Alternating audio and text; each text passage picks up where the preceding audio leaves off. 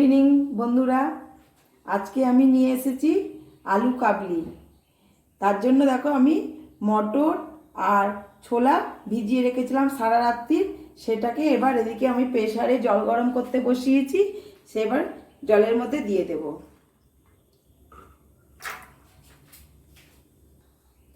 অল্প একটু নুন দিয়ে দিলাম,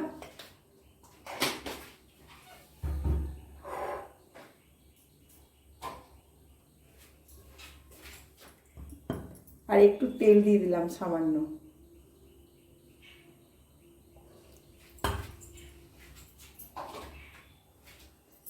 এবার এটা আমি 3টে সিটি। আমার আলু কাবলির সমস্ত উপকরণ রেডি হয়ে গেছে।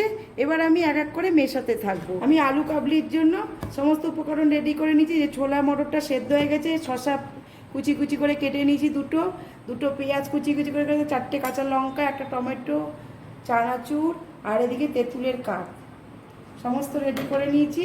এদিকে নিয়েছি ভাজা মশলা, আর এদিকে নিয়েছি আলু সেদ্ধ আর বিট নুন। এবার আমি সমস্ত উপকরণ মেশাতে থাকবো। এই শসাটা কুচি কুচি করে নিয়েছি, তার মধ্যে এই মটর আর ছোলা সেদ্ধটা মিশিয়ে দিলাম। লঙ্কা কুচি দিয়ে দিলাম, টমেটো কুচি, পেঁয়াজ কুচি,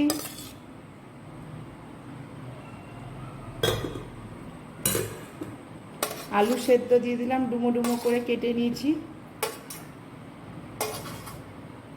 আর ভাজা মশলা এর মধ্যে আছে জিরে, ধনে আর শুকনো লঙ্কা, আর 1 চামচ বিট নুন, আর তার সঙ্গে আমি 2টো সেদ্ধ কাঁচা লঙ্কা দিয়েছি, আর চানাচুর দিয়েছি 4 চামচ।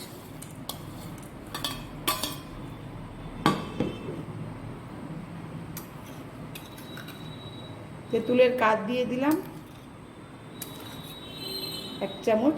এটা আমি গরম জলে তেঁতুলটাকে ভিজিয়ে রেখেছিলাম, দিয়ে কাঠটা বের করেছি। এবার সমস্ত মিশিয়ে নেব। এর মধ্যে ধনেপাতা কুচি দিলে ভালো হয়। আপনারা ধনেপাতা কুচি বাড়িতে থাকলে মিশিয়ে দেবেন। আমার ছিল না, তাই আমি আর দিতে পারিনি।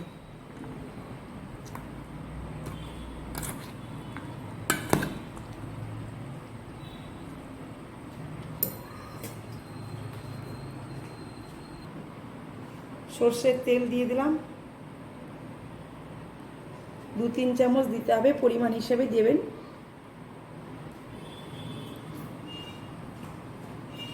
আমার আলু কাবলি রেডি হয়ে গেছে।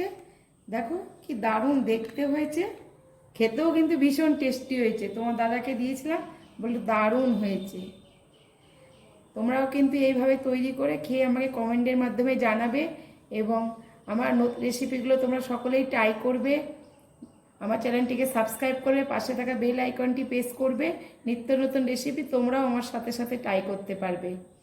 তোমাদের কমেন্ট আমার পড়তে ভীষণ ভালো লাগে এবং এগিয়ে চলার সাহস পায়। সবাই আমার পাশে থেকো, সবাই ভালো থেকো, সুস্থ থেকো। চলো একটু টেস্ট করে দেখি।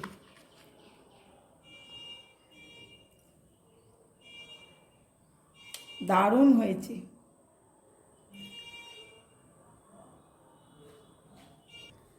আজকের মতো আসছি, টাটা। সবাই ভালো থেকো, নমস্কার।